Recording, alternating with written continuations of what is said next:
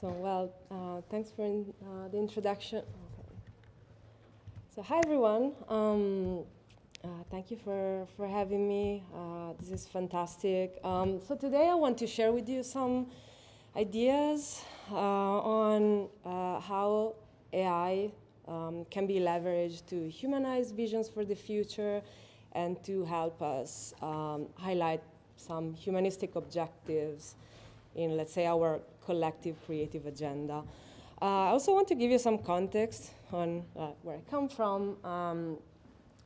So Detroit, I'm based in Detroit, Lawrence Tech, College of Architecture and Design.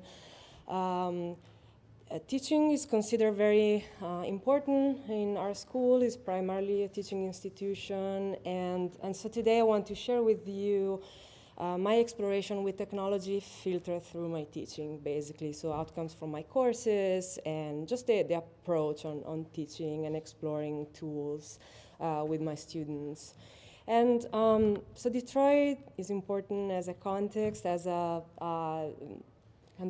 is a vibrant context where the culture of manufacturing is very present. So I think I'll come back to some of those ideas. And really the history of manufacturing in the heavy industry in the area is very much considered part of the local heritage. And is actually, Metro Detroit is one of the cities in the States with a higher concentration of robots. And again, this culture is present in many industries and across disciplines too. So just thinking about the context of the fourth industrial revolution, we are kind of part in our school of the technological transfer that comes to from manufacturing and goes into design. So the use of tools from the manufacturing industry that kind of get adapted to purposes in other disciplines. And so AIthrough really contributes to that culture.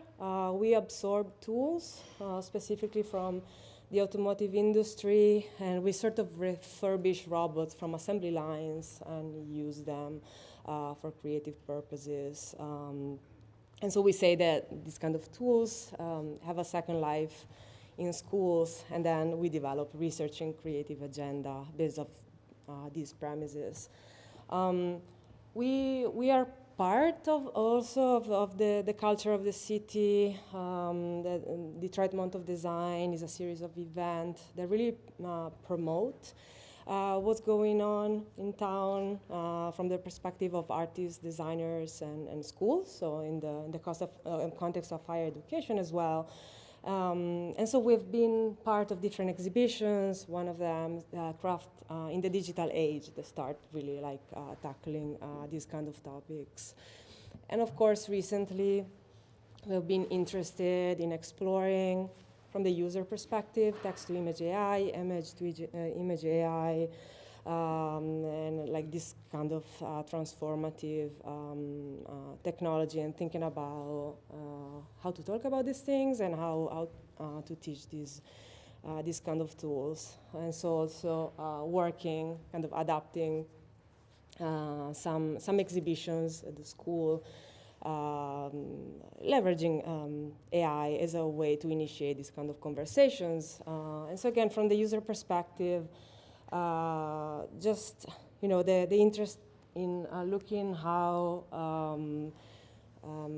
tools for image generation have evolved in a fairly short amount of time, and how the AI fidelity has increased at a very rapid pace, right? And how to deal with this power of computation, and also considering the increasing AI ecosystem that is woven into our everyday lives, and that really gave me opportunities to access these tools, again, from the user perspective. So as was mentioned, I just want to share some, just to set the framework, some of the things I'm interested in. For a few years, I've been looking at, during my PhD studies, at the possibilities for the use of robots for architecture restoration.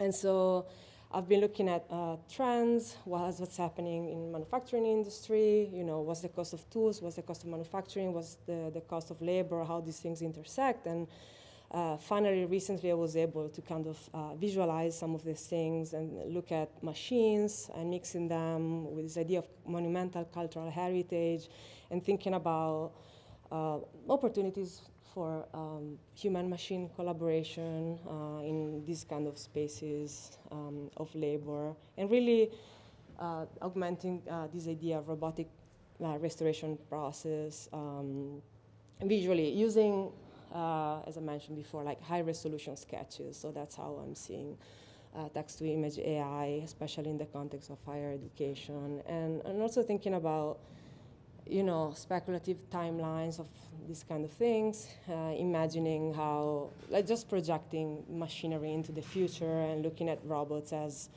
relics, as hyper-objects that kind of have a role for like new kind of archaeologies of the future.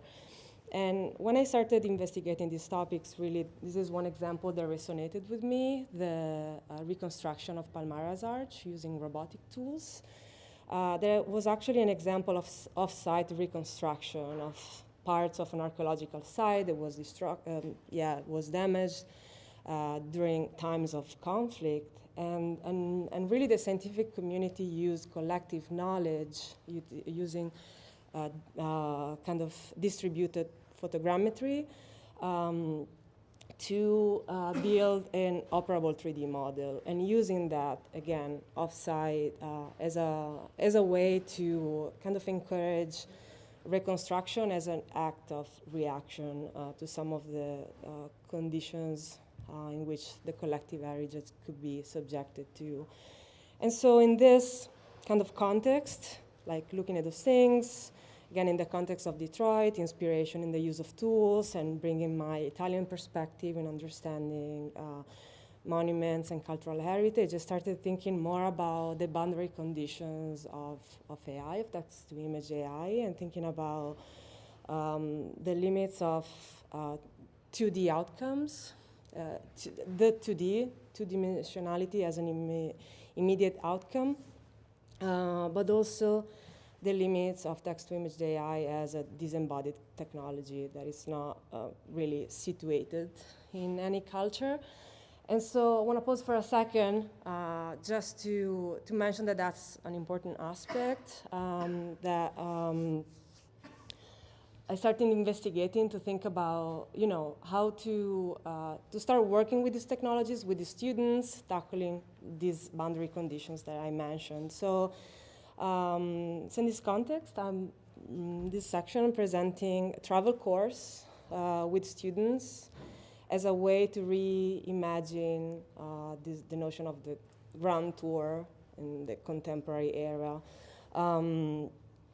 So travel is, again, like visiting architecture in person, visiting designs in person is a fundamental aspect of design education. And so we really push to make those things happen and to give these opportunities to students. So every year is the third time that I'm running this class alongside Carl Damon, the dean at the college, and we take students to Rome.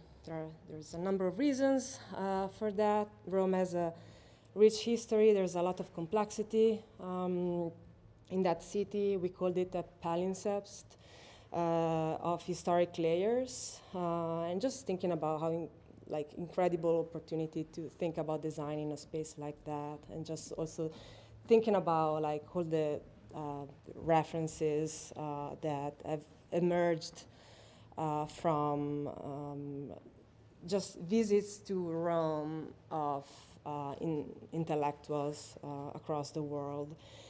And so the question is, so there was an interest in think about how to use AI during a travel experience, and so then how to make this experience innovative somehow. So we started looking at precedents, starting from instance from the Alberti's map of Rome as kind of a way to describe notationally, in this case, the city of Rome, and thinking about devices to be able to provide an outcome. So the use of polar coordinates as prompts that give as output some sort of like a notational way of representing the city of Rome. So that was kind of like first precedent that we thought about as an idea of like how to think about algorithms in relationship to history. And from the more like the visual perspective, Roma Interrotta, Interrupted Rome, kind of a project that was initiated in 1978 by the mayor of Rome at the time, Carlo Argan, who kind of set this call to international architects to help rethink the city, with this idea that over the decades, sort of Rome has been overplanned, and with policy makers now being able to really imagine it and even project that into the future. And so we looked at the outcomes of this kind of investigation. So rethinking Rome, using the Nolli plan as a starting point. And one of the outcomes that really resonated with us is the collage by Robert Venturi that started looking at ways to intersect the historic layers of Rome, contemporary infrastructure, and like setting these references, iconographic references of the postmodern culture. And so, again, going back to how do we make it new?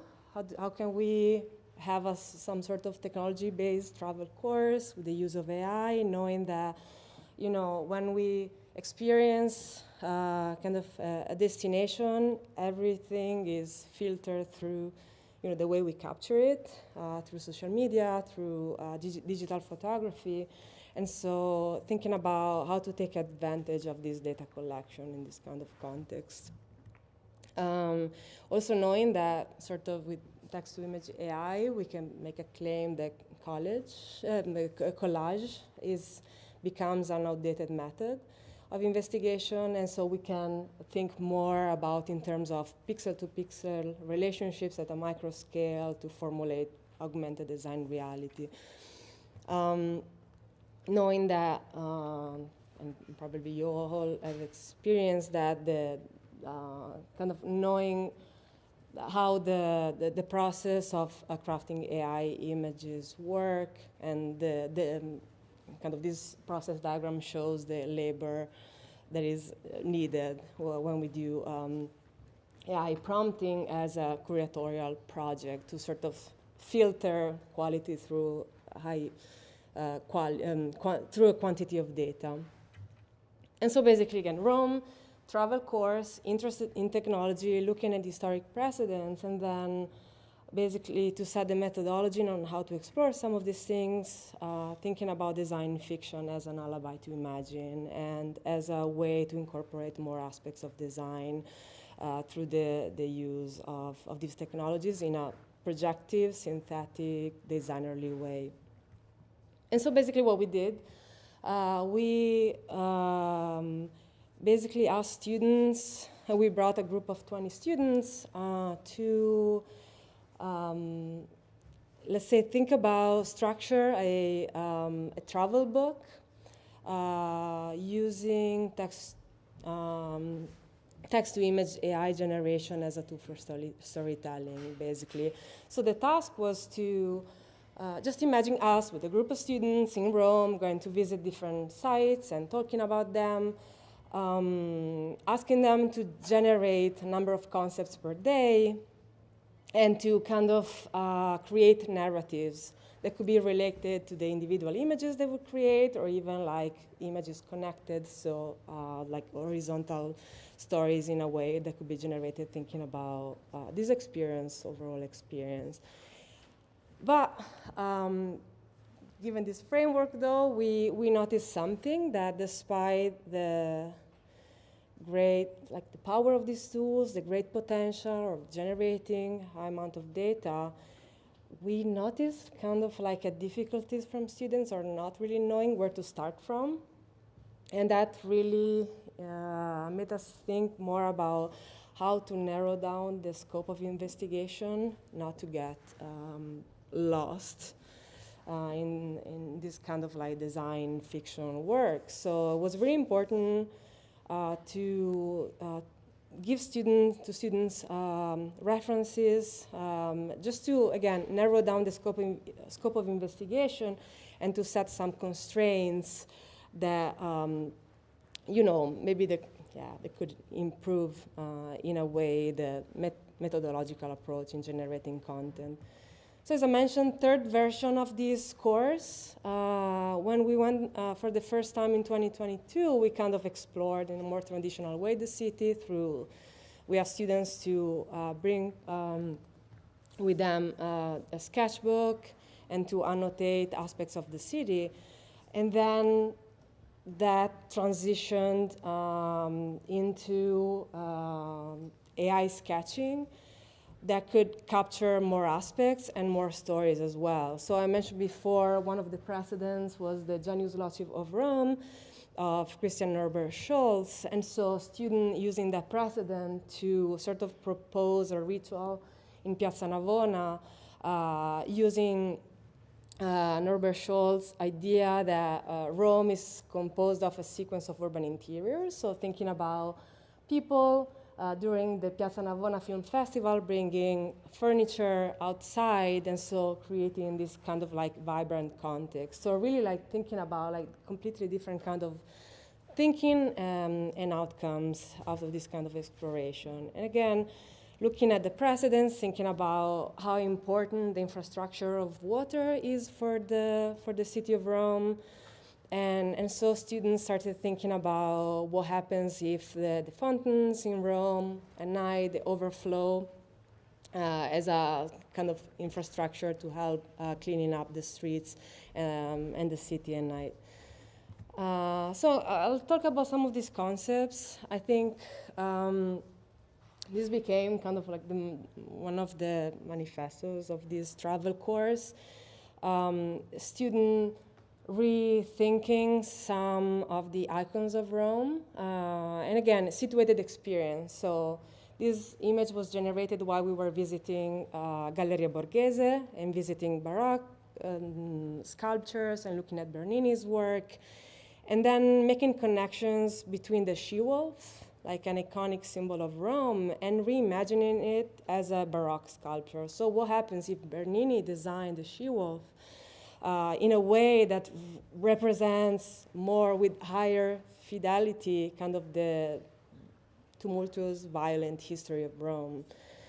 And so we started thinking more about really the role of AI sketching in this kind of context, and really the possibilities, new possibilities of like creating augmented sketches and thinking, being able to represent colors and textures and materiality and atmospheres. And actually, so before going to Rome, we had a few meetings with the students, to discuss some logistics, but also to start practicing. We used Midjourney for this project. And so students started practicing with the tools before our on-site visits. And so that was also part of our observation that, just thinking more about the role of embodied experience. So before going to Rome, students were generating very cliche images, tourists riding bikes near the Colosseum and a lot of gelato and aperitivo stuff. But then after really being in Rome and experiencing what it means to be in the city and think about the city and think about the history, right, that we are experiencing in contemporary times, just being able really to generate completely different kind of atmospheres. And again, through the use of colors, and also imagining new histories for the city of Rome. So that's a student imagining that kind of all the monuments of Rome are reprogrammed and rethinking the baths of Caracalla as a contemporary spa, or even imagining, I thought about the she-wolf earlier as an iconic symbol of Rome, and students imagining that kind of alternative past or presence or futures of the city. So thinking about events like the Third Scientific Revolution with riots at Vatican City, and imagining some of these visuals.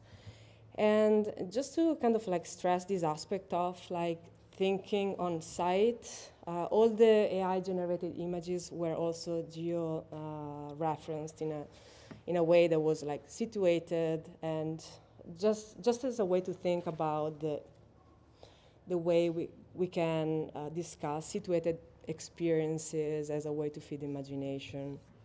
And also, in this way, students could see each other work, and so this also helped peer-to-peer learning as a way to capture creativity in an effective way. So just more images. Kind of intentionally, I'm not including necessarily the architectural related ones, because I thought there are like some concepts that had like deeper meaning in my opinion. So just confronting the monumental presence, of buildings in Rome and kind of transforming it into a more ephemeral experience, or reimagining rationalist architecture and merging it with different reimagining and actually blending rationalist architecture with more classical references. And I kept talking about text-to-image AI because prompting was an important phase in this exploration, but also being able to document the city, to take photos and to blend them as a way to sort of like sample elements of reality, combining them and looking at the outcomes. And again, more concepts, rethinking history, like the concept, like timelines, were like a concept that we thought a lot about, like manipulating timelines, rethinking, in this case, the history of Baroque. That could include more colors in sculptural elements, or defamiliarizing monuments as well to create completely new scenarios, or resituating everyday life experiences, but at a monumental scale. But also, again, alternate layers of history related to the Pantheon, or even reimagining it as a rationalist monument.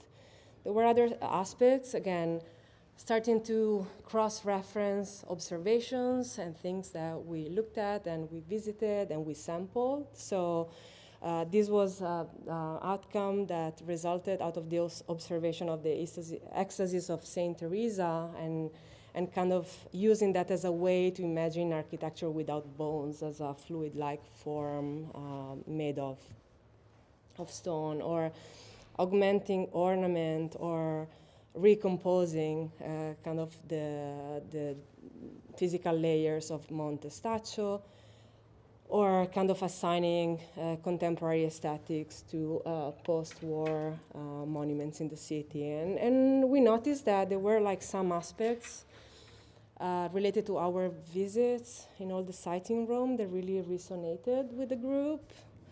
Starting from the layers. Really, that's something that students investigated a lot, because, again, Rome is a unique context when it comes to that, and so think about section drawings to really express this characteristic of the city, of being able to kind of study different periods of time in like actually physical layers present in the territory.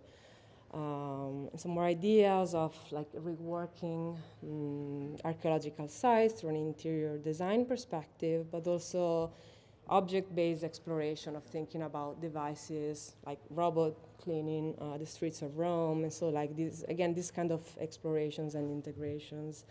And we had a lot of data as a result of this. And so like we geotagged all the projects, so we were interested in understanding kind of through a heat map where students, I don't know, I guess got inspired the most. And so like thinking more about like ways of adjusting or augmenting the itinerary based on these collective experience and understanding of some of those things. And for us, really, Midjourney was an effective tool because, and maybe, I don't know if I mentioned that, but when we take students to Rome, it's an intensive week, it's during spring break.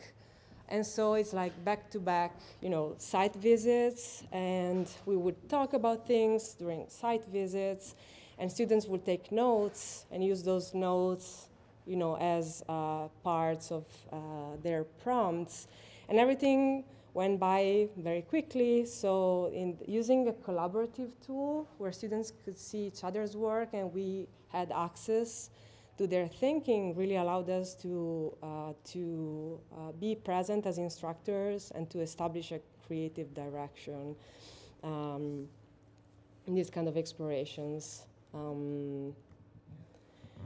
And so I think that the Rome, the course and the experience and the outcomes generated from that kind of gave us ideas on how to advance this thinking, and basically that resulted in a storytelling seminar that explored the idea of labor, mainly because whenever we think about new technologies and evolving ecosystems of technology, the first concern is always labor. And so think about how just spaces of labor, spaces of work can help us think about storytelling, and again, through the lens of situated knowledge, and I'll talk about that in a second. And in this seminar, we also included a component exercise with ChatGPT, in which basically we asked students to select a topic, labor at large, and to generate a story that would revolve around it. So like starting collaborating with ChatGPT and asking ChatGPT to ask us questions so that we could generate together a story in a collaborative way. And we used, in this case, the language of storyboarding as a way to practicing just the integration of images and the assembly of images in a way to generate visual storytelling, basically. So one of the exercises that we established in this context was to observe opening scenes of iconic movies and try to understand, to select a limited amount of still frames that could be, necessary, like just enough to be able to tell the story of the opening scene using captions as well. And that was also an opportunity to go frame by frame and look at techniques, like field depth, camera lenses and aspects used in cinematography to convey feelings. So what kind of image, what kind of point of view give us a sense of oppression or freedom, and really start using that as a way to make images, in our idea, were more sophisticated. And so that was a seminar, so not travel course, but again, those things are connected because we still ask students to use AI as a tool to explore the world. So we ask them to visit a space of labor and to sample different elements, tools, objects, relationships between people or people and tools, and use that, again, as a way to inform the image generation.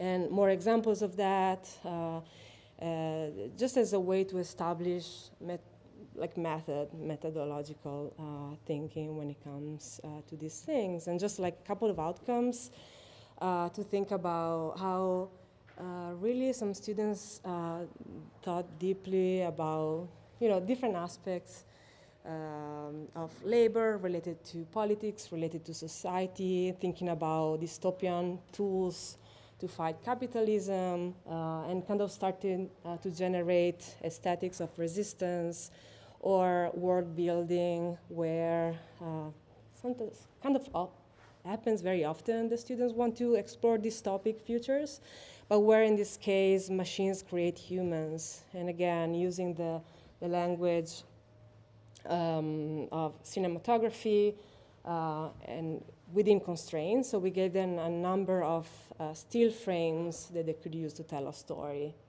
in the way that we are dropped into the story, thinking about the opening scenes of the movies. if that makes sense.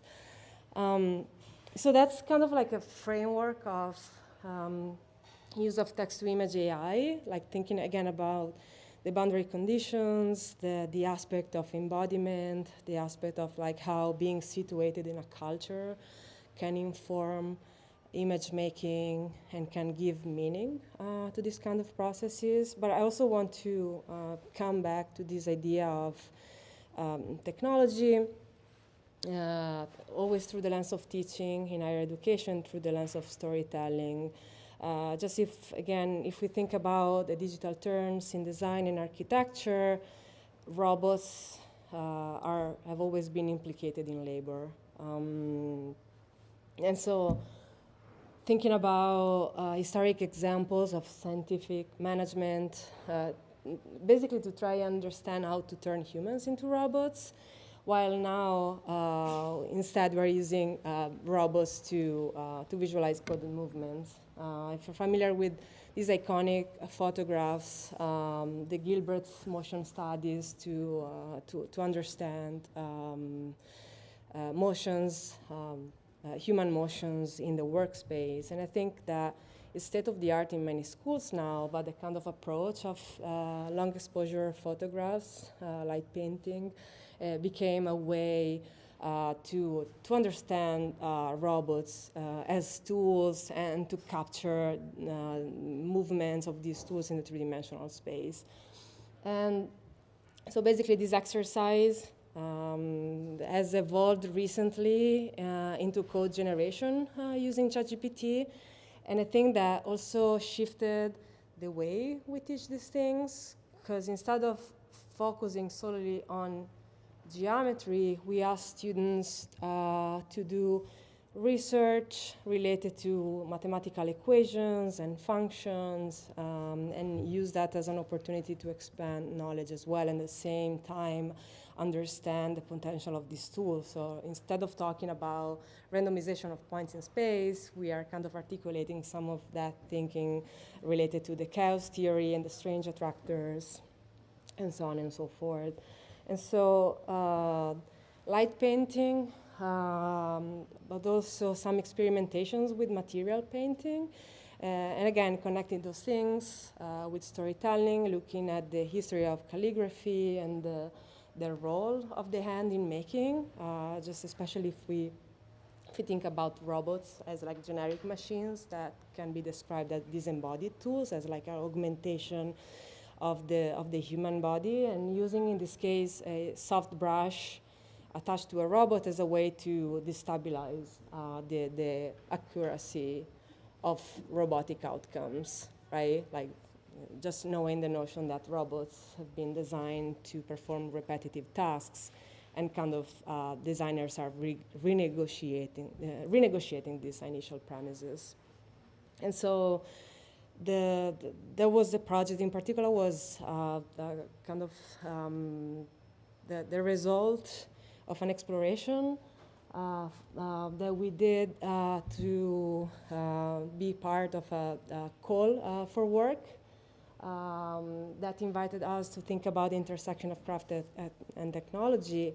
And so we thought that, thinking about humanizing technology, using a robotic sketchbook to explore 2.5D drawings and to make variations, and also to use ChatGPT again and AI as a way to accelerate these kind of explorations, and again to curate a project with multiple outcomes allow us to kind of narrow down the selection of our preferred results, and changing tool settings and see the subtle variations. So again, as a way to kind of expand the possibility of robotics and thinking about craft and thinking about kind of like the human role in setting these workspaces.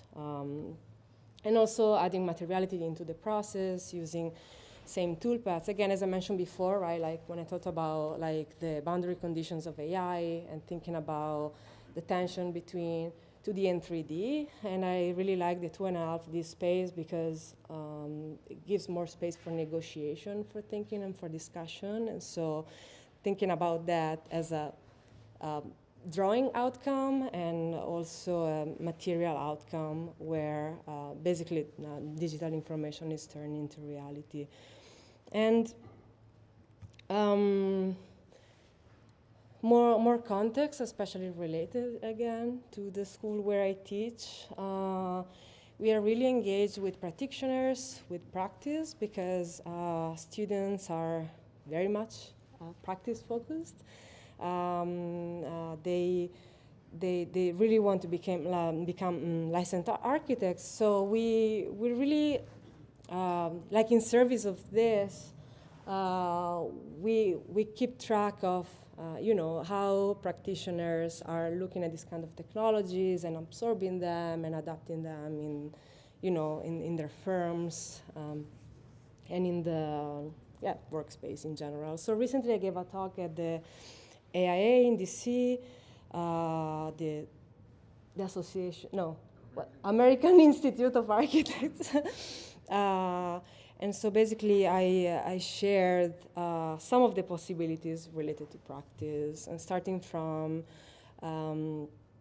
using historic references again as a way to rethink the collage, so I'm going back and forth with that concept, but also as an opportunity to use AI to respond directly to sketches. And that's actually something that resonated in that conversation, because they're being able to turn sketches into AI renderings is really a way to keep designers always engaged with design, with creativity, and with ideas, even if their responsibilities change within their office.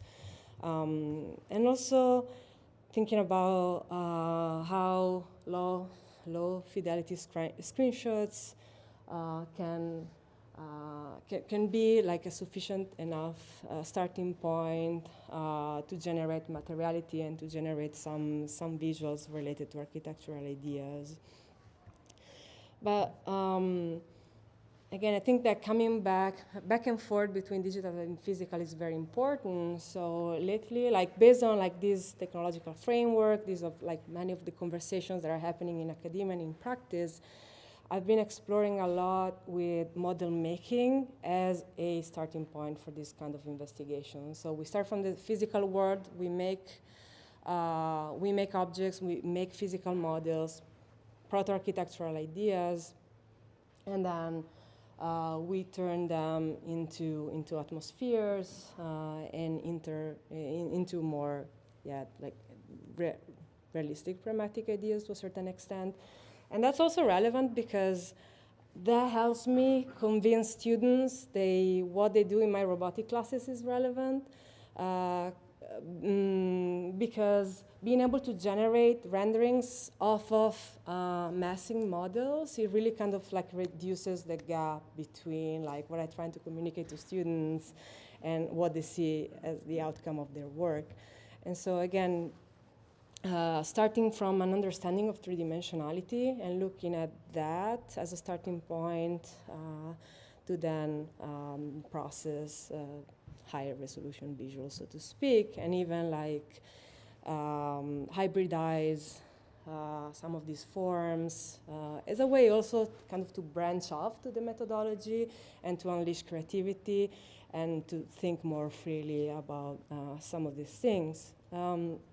So just a way to recap, technological framework, thinking about all the possible like effective ways to teach these things to students, and just fascinating thinking about the sophomore level, current students, undergraduates can learn how to use industrial robots to hotwire, cut forms through computational processes, and then document this form, and then get renderings out of this process. And so just a way to think about how all the research that is happening in the field, cross-connecting disciplines and the use of AI and technology and design, I think has important reverberations in design education. And I leave it at that. So thank you so much.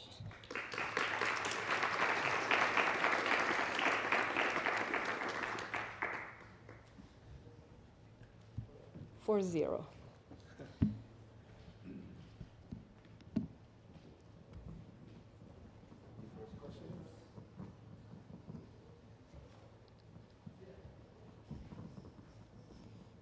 can start with one, especially with the Rome study abroad.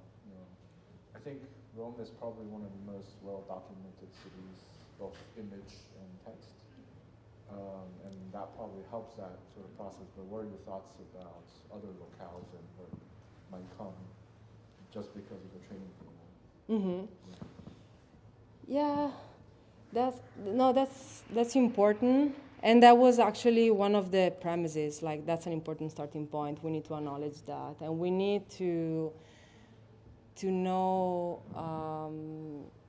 kind of how to put together the frame of precedence to make reasonable case for that kind of investigation.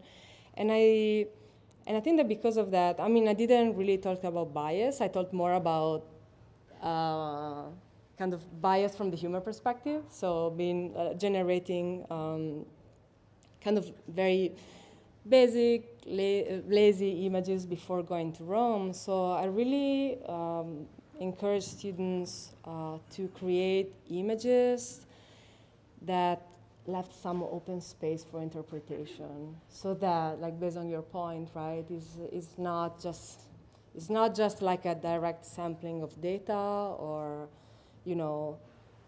I'll put it that way. So I think that the key, based on that amount of existing information, I think was to set a methodology, but also to leave space for debate in these kind of outcomes, if it makes sense, the response.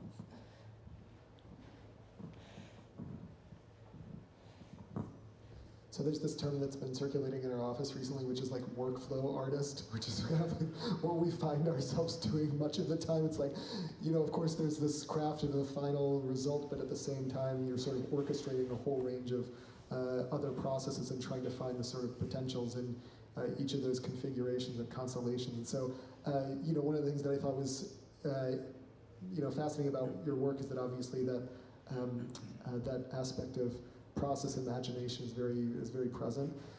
One of the things that I thought was very interesting is this juxtaposition of the sort of early images of the robots sort of like in situ with this process of restoration, and then the way the restoration happens today, as you mentioned, which is often off-site, and it's a very different kind of process. The robot acts in a different sort of context, and there are a whole series of other kind of like intermediaries and actors that participate in that restoration. And so, I was really curious about how, in those initial exercises, the AI exists as sort of like a point solution within a larger context. And I was really curious about how you might think or use AI in reconceiving processes around restoration, or reconceiving sort of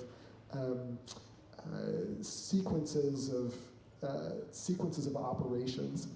And towards the end, the final few experiments, you actually showed this idea of sort of like intervening with the code writing, and so the AI takes a more sort of like present role in that process. But yeah, I was curious about how you think about it, because there's a lot of interesting things around kind of like graph neural networks and things like that can begin to think through processes. I guess basic question is, what is the role of AI actually in reconceiving those processes, aside from being very important actors within them? Yeah, I hope that role will be to contribute in establishing a digital continuity. I mean, loved your comment. I think that the starting point for me as like investigating potential for restoration is, first of all, the shift from data collection to manufacturing.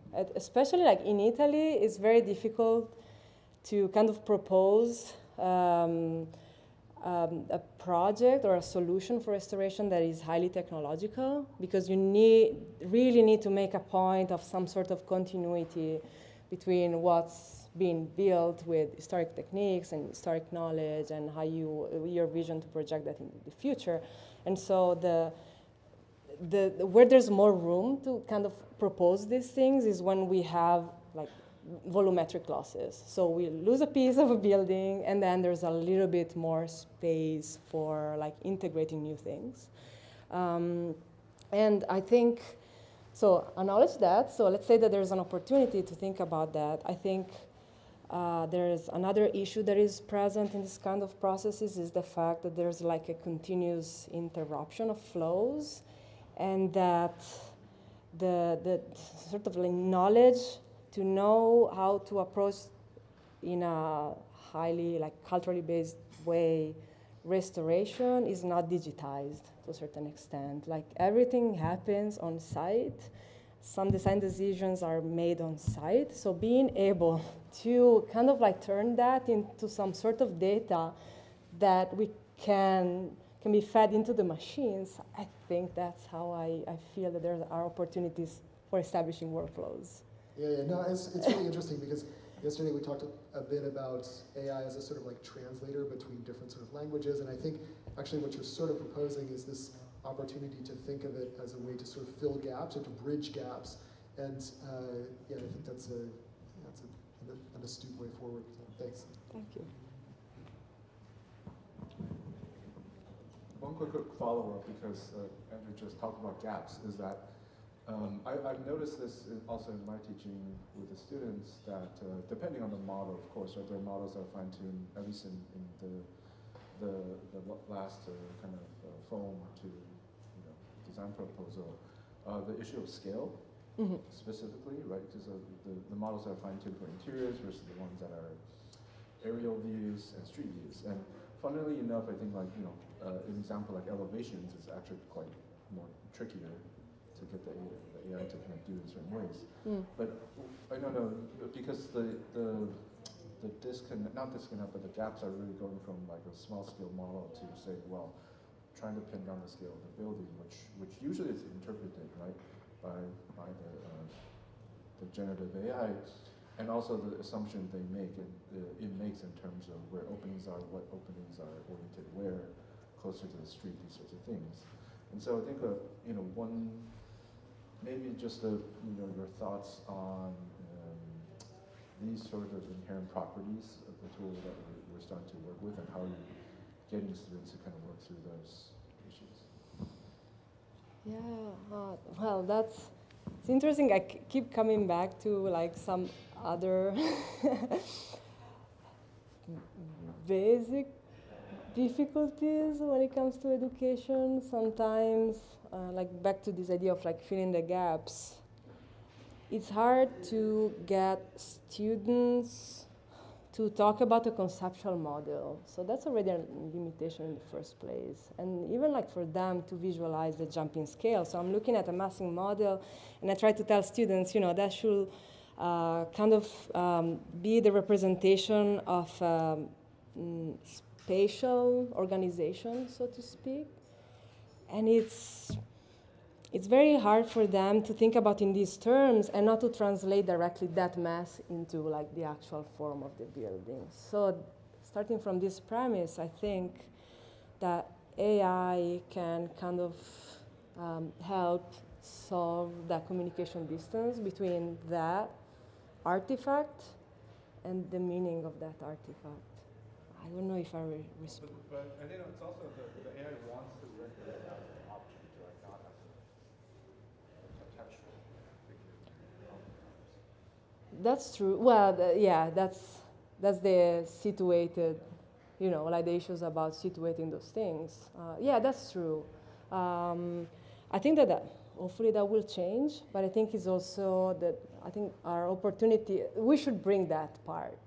So if the AI does that job for us of like generating the details into that object, I think that it's up to the humans then to contextualize those things and to situate those things. I hope, right now, at least, like based on the experience that I have and the courses that I've taught.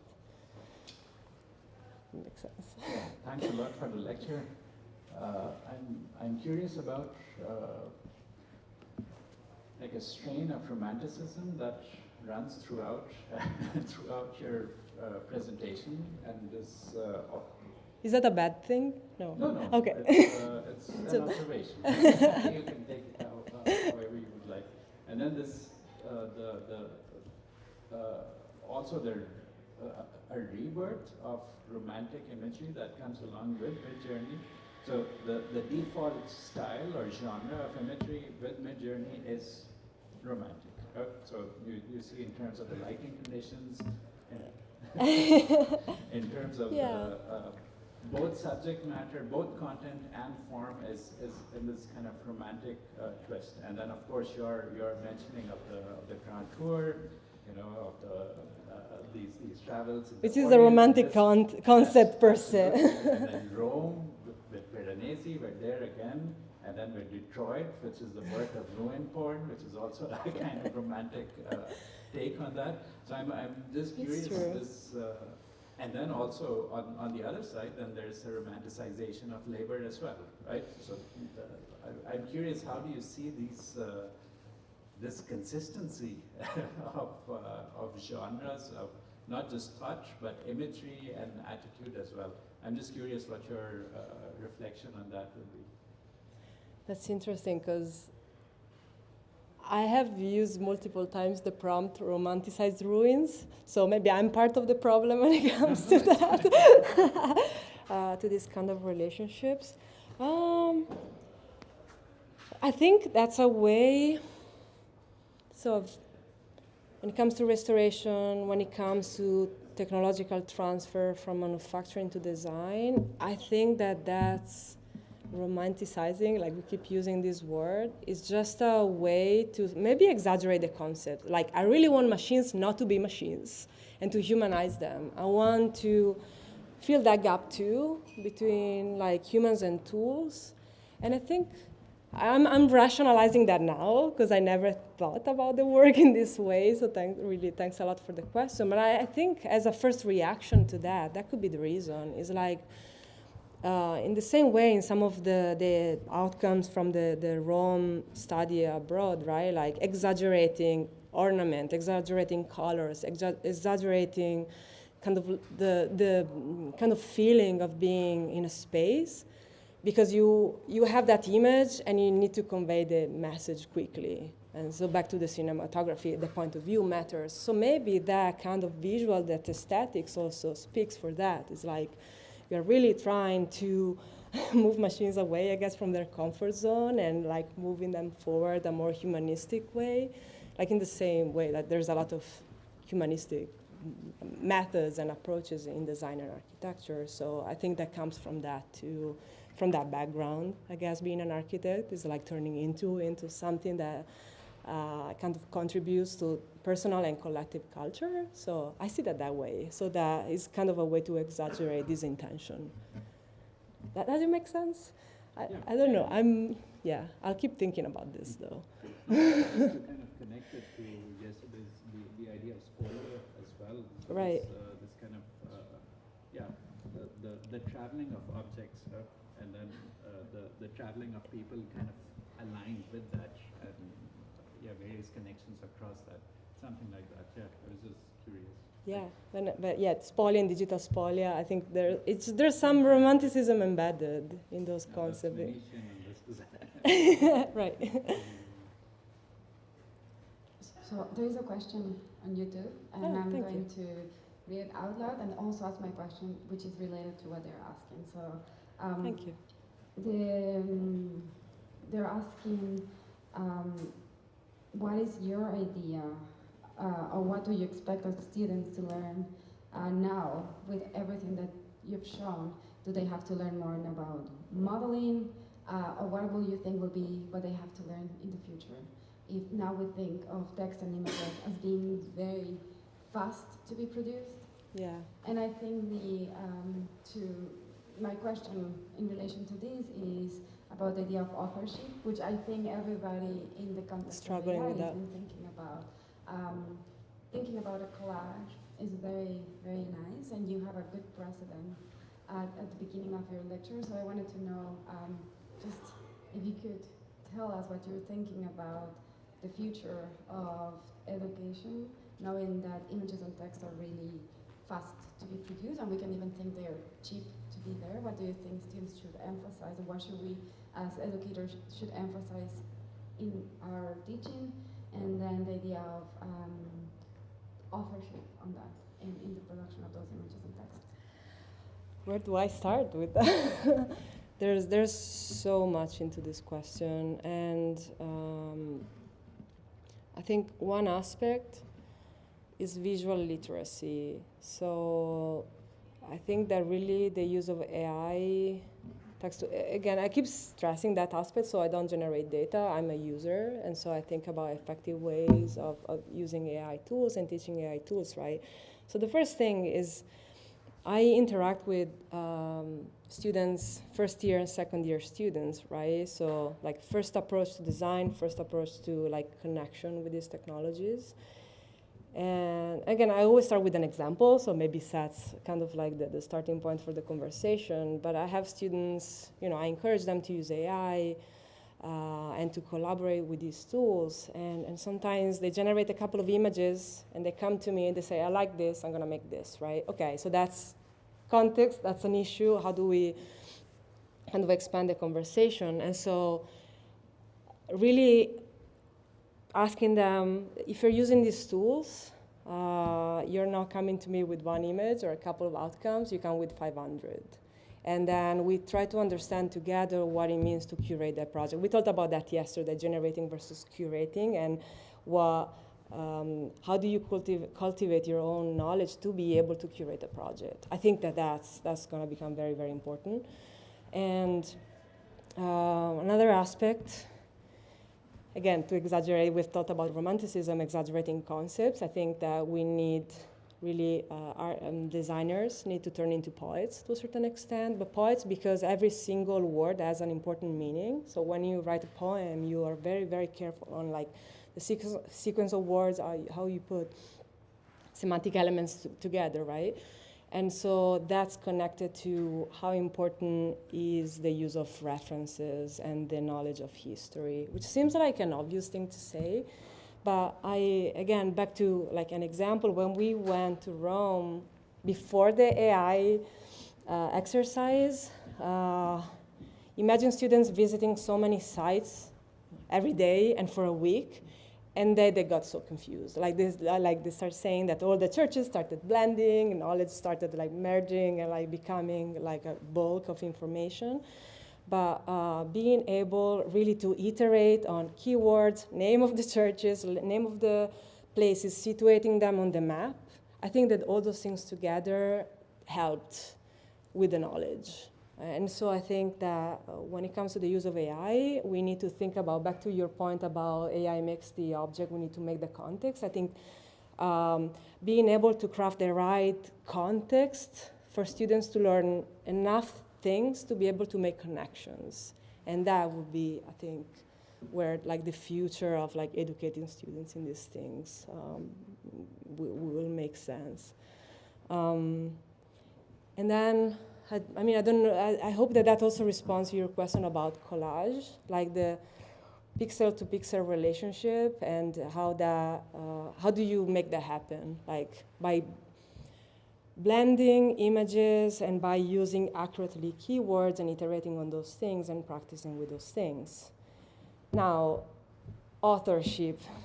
I also think that that's an issue in design in the sense that, we can have a conversation about that, but isn't everything derivative of something? So when we design anything, we are considered smart if we use a certain number of precedents and we translate them into a new design proposal. To a certain extent, in a more extreme way, with AI we do the same thing. Okay, I know, it's a strong statement, but it's like translating ideas, like I sample things and I reinterpret them. And I feel that there are many similarities. I don't know, you're looking at me. I hope it makes sense. I got, okay. Okay. I hope, yeah, just thinking about how to just think about a method of using precedents and sampling reality as a way to generate content. Then the authorship is also like a broader conversation. It would be an open conversation for a while, I think. Makes sense. Hi, Sara. Hi. Great presentation, and I can identify many things that I'm doing with my students as well. I'm going to talk to you later. Awesome. But I'll also be experimenting with film and workshops with film and AI and interiors. But I think the most important thing is that we have these tools that are really powerful, and the students don't know what to do with it. They just start making beautiful images, and I'm not interested in just beautiful images, but how can you interact and put it along the design process? How do you use it? So we can create, as professors, frameworks to test. How can they use it? So then they can evolve from that and they make their own frameworks and design developments. So, and about the history and copyright, I think it's a very delicate issue because sometimes I feel like, should I put a name of this or that on the prompt? And I'm doing something against copywriting. And then the thing is, it actually, we can think as collage, but it's not actually a collage because it's something new from that never exists, and you cannot get it the same image again, right? Even if you try to put the same seed. But I think it's a great tool so we can understand history. The experience that I've been doing with historic interiors was like trying to replicate certain very particular points of history and to see what AI would come out with. It's like our big brain or imagination. If you have like all these images that they scrapped to for the data, how did it put together, and maybe can it tell us something that we didn't realize, or maybe the images that are going to come out are reinforcing aspects that you just didn't thought of it. So it's like our own memory, collective memory, rebuild it again and with the outputs. So what can we learn from it? So I'm very interested on examining the outputs of historic images and say, what is this showing that these are the most replicated images or features of this particular moment in history. So how can we learn with that? Well, I think you already responded to the question. I mean, I'm serious. And I was thinking, oh, you described my process with better words. So yeah, no, I think, yeah, it's absolutely, like, the framework is very important. And I think as educators now we are challenged with that, like really setting the boundaries and narrowing the scope, and the framework is to be able to iterate on the things you talked about. And it's more like, I'm not responding, I'm more agreeing with you, because I think that's the point. So being able to establish all the conditions to make sure that the outcomes have meaning, and then, as you said, and then also like being open to exploration, because and I think if you have used that with Midjourney, the best approach is to being open to explore results, because if you have an image in mind and you try to prompt it, you might be disappointed because it's very hard to get exactly, I guess, an imagery. But there's something about that. So we've talked about Midjourney and the fact that produces romanticized images and produces kind of good-looking images by default. But at the same time, I feel that after practicing with these tools for the past couple of years, I can recognize immediately a lazy image or a lazy concept. So I think pushing to diverge from that as much as possible and try to bring more meaningful content, I think, is key. And I didn't show the sequence of 100 parametric tempietos that I got out of the Rome experience. So we got to the tempieto, like Renaissance, and like all the students prompted the same thing, right? Like, yeah, how to imagine that as a parametric structure. I'm like, okay, you got it out of your system, so now let's move on and let's make these concepts more sophisticated. One exercise that we've been doing, like, try to make storytelling into small short films. And the most difficult part is how do they start? You start the students with that. How are they going to start the idea? And one thing that I tell them is that not to struggle with AI. Don't wait for what you're expecting. Exactly. But work with unexpected. So this can take you to things that you didn't even imagine about it when you got the output. So just then start working with it. enhancing your creativity. Yeah, that's connected to the very first question, right? Like all the information already existing in the data sets. So like how you operate within that system to open up as much as you can and then like bring meaning from the human perspective. Right? Makes sense. All right, thank you. Thank you. Thank you, everyone.